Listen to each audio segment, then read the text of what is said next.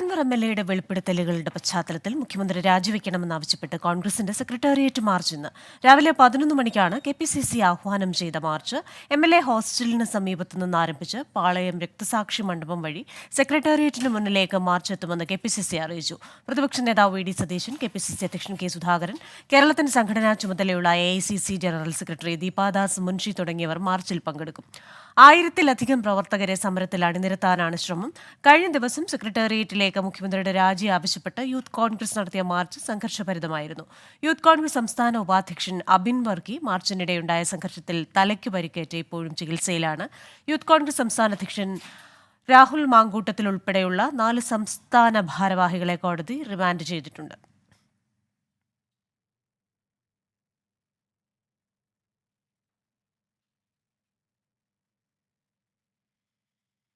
Bank of മഹാരാഷ്ട്രയുടെ Vadakara ശാഖയിൽ നിന്ന് സ്വർണം തട്ടിയെടുത്ത കേസിൽ 2ാം പ്രതിയായ തിരുപ്പൂർ സ്വദേശി കാർത്തിക്കിന്റെ മുൻകൂർ ജാമ്യാപേക്ഷ കോടതി ഇന്ന് പരിഗണിക്കും.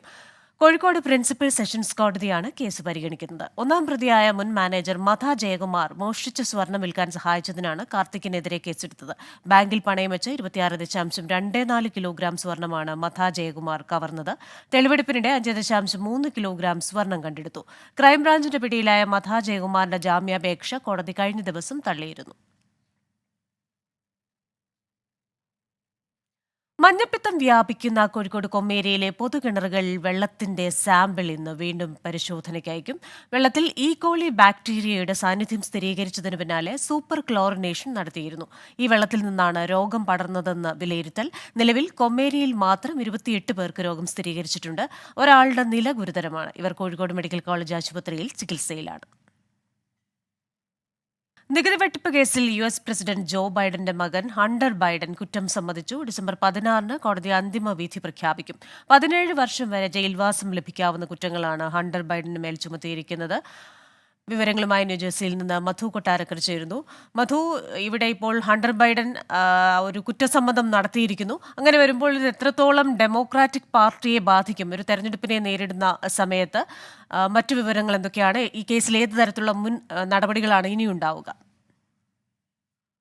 Good morning Christina. ഡെമോക്രാറ്റിക് പാർട്ടിയെ സംബന്ധിച്ച് ഏറെ ബുദ്ധിമുട്ടുണ്ടാക്കുന്ന ഒരു തീരുമാനമാണ് ഈ ഹണ്ടർ ബൈഡന്റെ ഭാഗത്തു നിന്ന് വന്നിരിക്കുന്നത്. ഈ കുറ്റം സമ്മതിച്ചുകൊണ്ട് 5 വർഷം നീണ്ട നിയമ പോരാട്ടത്തിന് ഒടുവിൽ അമേരിക്കൻ ജനതയെ അമ്പരപ്പിച്ചുകൊണ്ടാണ് അല്പമണിക്കൂറുകൾക്ക് മുമ്പ് ഹണ്ടർ ബൈഡൻ തന്റെ കുറ്റം സമ്മതിച്ചത്.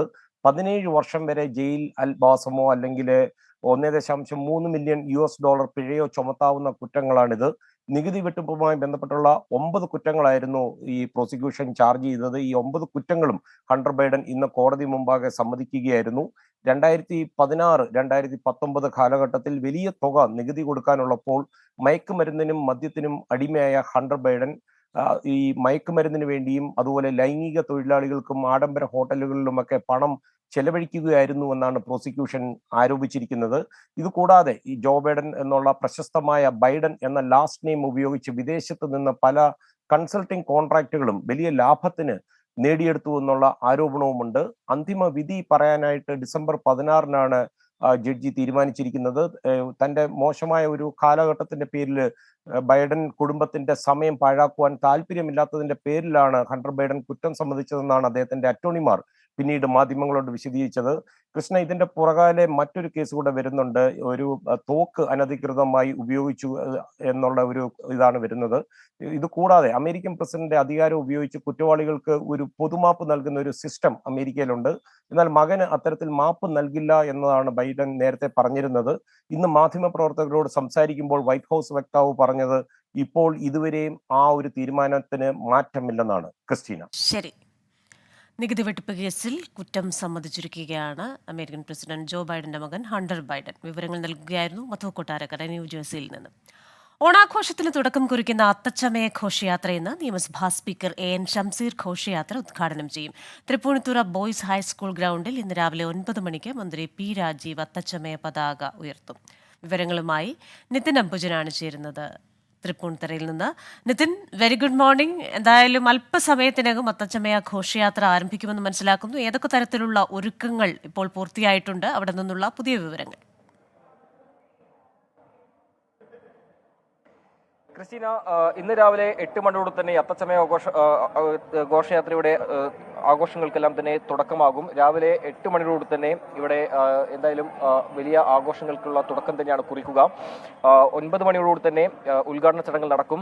അതിനു മുന്നോടിയായി തന്നെ അത്തപ്പതാക ഇവിടെ ഈ സ്കൂൾ ഗ്രൗണ്ടിൽ, ഗവൺമെന്റ് ബോയ്സ് സ്കൂൾ ഗ്രൗണ്ടിൽ ഉയർത്തും. അതിനുശേഷം പിന്നീട് ഫ്ലാഗ് ഓഫ് അടക്കം ചെയ്തതിനു ശേഷം പിന്നീട് ഇവിടെ ഘോഷയാത്ര സംഘടിപ്പിക്കും. സംസ്ഥാനത്തിന്റെ വിവിധ സ്ഥലങ്ങളിൽ നിന്നുള്ള കലാരൂപങ്ങളാകും ഇവിടെ അണിനിരക്കുക. ഞാനിപ്പോൾ നിൽക്കുന്നത് ബോയ്സ് സ്കൂൾ ഗ്രൗണ്ടിന് സമീപത്തെ ഈ ഒരു ചമയ ഹാളിലാണ്. ഇവിടെ നമുക്ക് ദൃശ്യങ്ങൾ തന്നെ കാണാം. സംസ്ഥാനത്തെ വിവിധ മേഖലകളിൽ നിന്നുള്ള കലാരൂപങ്ങളെല്ലാം തന്നെ ഇന്ന് തൃപ്പൂണിത്തുറയിൽ ഉണ്ടാകും. ഏതാണ്ട് 57 കലാരൂപങ്ങൾ, നിശ്ചല ദൃശ്യങ്ങളടക്കം 57 കലാരൂപങ്ങളെല്ലാം തന്നെ ഇന്ന് ഇവിടെ അവതരിപ്പിക്കുന്നുണ്ട്.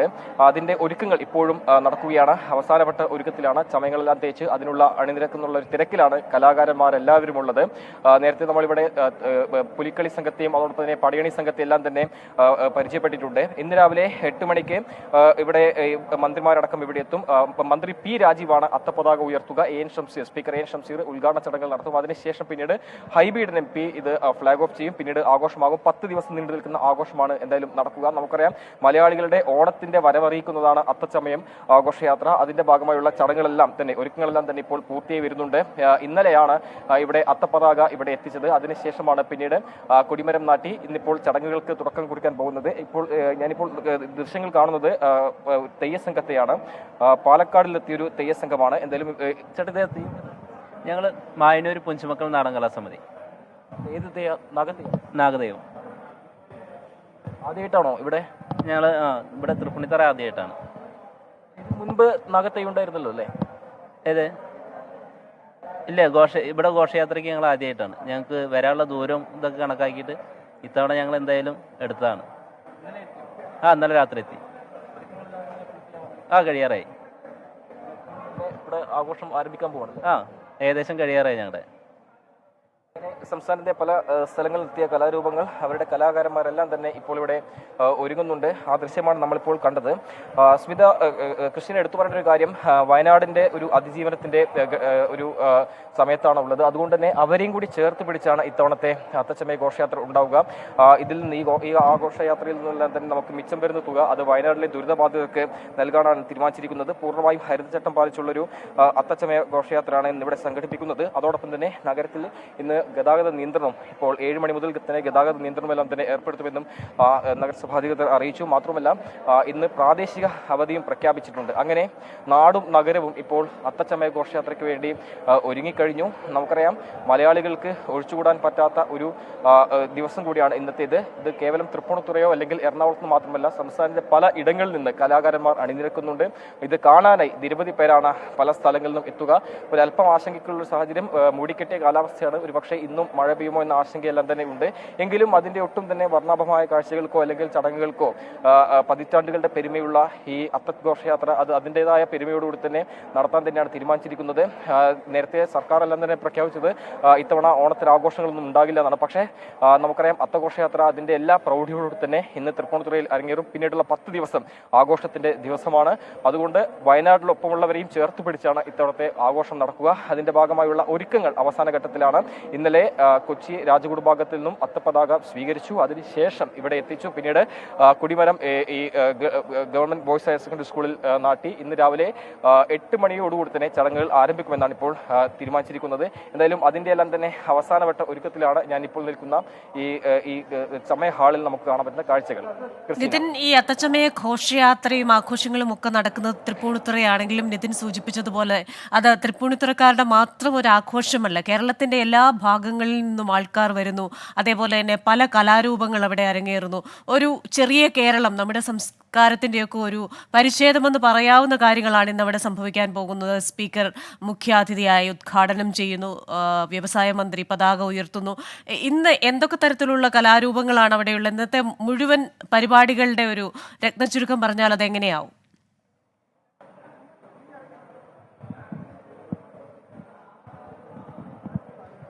ക്രിസ്റ്റീന സൂചിപ്പിച്ച പോലെ തന്നെ ഒരു കൊച്ചു കേരളം ഇന്ന് നമുക്കിവിടെ തൃപ്പൂണിത്തുറയിൽ കാണാൻ പറ്റും. കാരണം തെയ്യം, അതോടൊപ്പം തന്നെ വിവിധ മേഖലകളിലുള്ള അവരുടേതായ കലാരൂപങ്ങൾ, പുലിക്കളി, തൃശ്ശൂരിൽ നിന്നുള്ള പുലിക്കളി സംഘം എത്തിയിട്ടുണ്ട്, പത്തനംതിട്ടയിൽ നിന്നുള്ള പടയണി സംഘം, അതോടൊപ്പം നേരത്തെ നമ്മൾ പരിചയപ്പെട്ട പാലക്കാട് നിന്നുള്ള തെയ്യ സംഘം, അങ്ങനെ സംസ്ഥാനത്തിന്റെ വിവിധ ഇടങ്ങളിൽ നിന്നുള്ള കലാകാരന്മാർ ഇതിനകം തന്നെ തൃപ്പൂണിത്തുറയിലെത്തി അവരുടേതായ ഒരുക്കങ്ങളിലേക്ക് കടന്നിട്ടുണ്ട്. ഒരു കൊച്ചു കേരളം രാവിലെ 10 മണിക്കാണ് ഈ ഘോഷയാത്ര ആരംഭിക്കുക. പിന്നീട് ഏതാണ്ട് മണിക്കൂറുകൾ നീളുന്ന ഘോഷയാത്ര തൃപ്പൂണിത്തുറയിലെ നഗരവീതിയിൽ നമുക്ക് കാണാൻ പറ്റും. അത് കാണാനായി നിരവധി പേരാണ് സംസ്ഥാനത്തിന്റെ വിവിധ ഇടങ്ങളിൽ നിന്ന് എത്തുക. തെയ്യം, അതോടൊപ്പം കാവടിയാട്ടം, പുലിക്കളി അടക്കമുള്ള 57 ദൃശ്യം ഉൾപ്പെടെ 57 ഇനങ്ങൾ എന്തായാലും ഇന്ന് തൃപ്പൂണിത്തുറയിൽ ഉണ്ടാകുമെന്നാണ് അറിയിച്ചിരിക്കുന്നത്. കഴിഞ്ഞ വർഷത്തേക്കാൾ കുറച്ച് ഈ പ്ലോട്ടുകളെല്ലാം തന്നെ കുറവ് ഇക്കുറിയുണ്ട്. കാരണം അത്തരത്തിൽ വലിയ ആഘോഷമായി മാറ്റാതെ, പക്ഷേ ഒരു മാറ്റു കുറയ്ക്കാതെ ഈ അത്തച്ചമയ ആഘോഷയാത്ര നടത്താനാണ് തീരുമാനിച്ചിരിക്കുന്നത്. അതിന്റെ ഭാഗമായുള്ള ചില നിയന്ത്രണങ്ങൾ എന്തായാലും ഇത്തവണ ഏർപ്പെടുത്തുന്നുണ്ട്. കാരണം നേരത്തെ സൂചിപ്പിച്ച പോലെ തന്നെ വയനാട് ഒരു അതിജീവനത്തിന്റെ പാതയിലാണ്. സ്വാഭാവികമായിട്ടും അവരെയും കൂടി ചേർത്ത് പിടിച്ചൊരു ആഘോഷമാകും ഉണ്ടാവുക. അതോടൊപ്പം തന്നെ ചെലവുകൾ പരമാവധി ചുരുക്കിക്കൊണ്ട് അവശേഷിക്കുന്ന തുക അത് വയനാട്ടിലെ ദുരിതബാധിതർക്ക് നൽകാനാണ് തീരുമാനിച്ചിരിക്കുന്നത്. അങ്ങനെ രാവിലെ ഈ ഉദ്ഘാടന ചടങ്ങിന് ശേഷം പിന്നീട് ഹൈബീഡൻ ഫ്ലാഗ് ഓഫ് ചെയ്യും. അതിനുശേഷമാണ് പുലികളും അതോടൊപ്പം തന്നെ തെയ്യം അടക്കമുള്ള കലാരൂപങ്ങളും ഇവിടെ ഘോഷയാത്രയുടെ ഭാഗമായി പോവുക. പിന്നീട് ഏതാണ്ട് ഉച്ചയോടുകൂടി തന്നെ ഈ ഘോഷയാത്ര കഴിയും. പിന്നീട് തൃപ്പൂണിത്തുറയിൽ പല ആഘോഷങ്ങൾ, ഗാനമേള ഉൾപ്പെടെയുള്ള ആഘോഷങ്ങളെല്ലാം തന്നെ ഇനിയുള്ള ദിവസങ്ങൾ, പരിപാടികളെല്ലാം ഇനിയുള്ള ദിവസങ്ങൾ, അങ്ങനെ 10 ദിവസം നീണ്ടു നിൽക്കുന്ന ഈ പരിപാടികളാണ് ഈ തൃപ്പൂണിത്തുറയിൽ ഇവിടെ ഒരുക്കിയിട്ടുള്ളത്. അതോടൊപ്പം തന്നെ സംസ്ഥാനത്തിന്റെ വിവിധ ഇടങ്ങളിലും സമാനമായ പല ആഘോഷങ്ങൾക്കും ഇന്നത്തെ ഈ ദിവസത്തോടുകൂടി തുടക്കമാകും. അതിന്റെ ഒരു തുടക്ക കേന്ദ്രം നമുക്ക് പറയാൻ സാധിക്കുക തൃപ്പൂണിത്തുറയിലെ ഈ അത്തച്ചമയ ഘോഷയാത്രയോടുകൂടിയാണ്. സ്വാഭാവികമായിട്ടും അതിൻ്റെതായ പ്രാധാന്യത്തോടുകൂടി അതിൻ്റെതായ പൊലിമയോടുകൂടി നടത്താൻ എന്തായാലും സംസ്ഥാന സർക്കാർ തീരുമാനിച്ചത് വലിയ ആശ്വാസത്തിലാണ് ഈ കലാകാരന്മാരെല്ലാം. നമുക്കറിയാം ഒരു ഐക്യത്തിന്റെയും സമാധാനത്തിന്റെയും എല്ലാം തന്നെ സന്ദേശം നൽകുന്ന ഓണാഘോഷത്തിന് ഈ അത്തച്ചമയം അത് നിയന്ത്രിക്കുകയാണെങ്കിൽ വലിയ തിരിച്ചടി ഇത്തരം കലാകാരന്മാരെല്ലാം തന്നെ ഏൽക്കേണ്ടി വന്നതിനെ. പക്ഷേ ഇത്തവണ അത്തരമൊരു ആശങ്ക ഇപ്പോൾ മാറിയിട്ടുണ്ട്. അതിന്റെ എല്ലാം തന്നെ ഒരു ആശ്വാസവും പ്രതീക്ഷയും ഇവരുടെ മുഖത്ത് നമുക്ക് കാണാം. ഇപ്പോൾ ഈ ദൃശ്യങ്ങൾ കാണുന്നത് പത്തനംതിട്ടയിലുള്ള പടയണി സംഘമാണ്. അവരുടെ ഒരുക്കങ്ങൾ അതിന്റെ അവസാന ഘട്ടത്തിലാണ്. അങ്ങനെ രാവിലെ 10 മണിയോടെ തന്നെ ഈ ഘോഷയാത്രയ്ക്കുള്ള തുടക്കം ഇവിടെ നിന്ന് ഉണ്ടാകും. ക്രിസ്റ്റീന, നഗറിൽ നിന്ന് സ്മിത ഹരിദാസ് കൂടി ചേരുകയാണ്. Smitha, good morning. സ്മിത, എവിടെയാണ്? അവിടെ ഏത് തരത്തിലുള്ള ഒരുക്കങ്ങളാണ് പുരോഗമിക്കുന്നത്? പൂർണ്ണമായും ഹരിത ചട്ടങ്ങൾ പാലിച്ചുകൊണ്ട് ഉള്ള ഒരു അത്തച്ചമയ ഘോഷയാത്രയാണല്ലോ ഇത്തവണ നടക്കുന്നത്. വയനാടിന്റെ ദുരന്തത്തിന്റെ പശ്ചാത്തലത്തിലൊക്കെ ചില ആഘോഷങ്ങളും നിറങ്ങളും ഒക്കെ വെട്ടിക്കുറച്ചിട്ടുണ്ടെങ്കിൽ പോലും പൂർണ്ണമായ ഭംഗിയോടുകൂടെ ഇത്തവണ അത്തച്ചമയ ഘോഷയാത്ര നടത്താൻ സർക്കാർ തീരുമാനിക്കുമ്പോൾ അവിടെയുള്ള ഒരുക്കങ്ങൾ ഏത് തരത്തിലാണ്? ഗുഡ് മോർണിംഗ് ക്രിസ്റ്റീന പറഞ്ഞതുപോലെ തന്നെ ഒരു ആഘോഷ ലഹരിയിൽ തന്നെയാണ്. വയനാടിന്റെ ഒരു പശ്ചാത്തലമുണ്ട്. അതുകൊണ്ട് തന്നെ ഒരുപാട് അങ്ങോട്ട് ആഘോഷങ്ങൾക്ക് ആ ഒരു പകിട്ടിലേക്ക് പോകുന്നില്ല എന്ന് പറഞ്ഞെങ്കിലും നമുക്കറിയാലോ വയനാട്ടുകാരുടെയും ഒരു ആഗ്രഹം എപ്പോഴും ഇങ്ങനെ സങ്കടപ്പെട്ടിരിക്കുക എന്നുള്ളതിനേക്കാൾ കൂടുതൽ അവർക്കൊരു റിലാക്സ്ഡ് ആവണം എന്നുള്ളത്. ആ രീതിയിൽ തന്നെ അത്തച്ചമയത്തിനുള്ള എല്ലാ ഒരുക്കങ്ങളും ഇവിടെ പൂർണ്ണമായി കഴിഞ്ഞിരിക്കുന്നു. നമ്മളിപ്പോൾ നിൽക്കുന്നത് ഈ മെയിൻ സ്റ്റേജിന്റെ അടുത്താണ്. സാധാരണ വ്യത്യസ്തമായിട്ട് ബോയ്സ് ഹൈസ്കൂളിന്റെ സൈഡിലുള്ള മെയിൻ സ്റ്റേജ് സൈഡിലായിട്ടാണ് ഇത്തവണ ഒരുക്കിയിട്ടുള്ളത്. രാവിലെ തന്നെ നല്ല മഴയുമുണ്ട്. പക്ഷേ എല്ലാ ഒരുക്കങ്ങളും പൂർത്തിയായിരിക്കുന്നു. ഇപ്പൊ കാണാം, നല്ല നിറങ്ങളുണ്ട്. ഇവിടെ കുട്ടികൾക്കൊക്കെ കളിക്കാനുള്ള എല്ലാ സംവിധാനങ്ങളും ഇവിടെ ഒരുക്കിയിട്ടുണ്ട്. ഒരു വശത്ത് പുലിക്കളിയുടെ ഒരുക്കങ്ങൾ നടക്കുന്നുണ്ട്. അത് ഈ ബോയ്സ് ഹൈസ്കൂളിന്റെ തന്നെ അപ്പുറത്തെ ഹാളിലാണ്.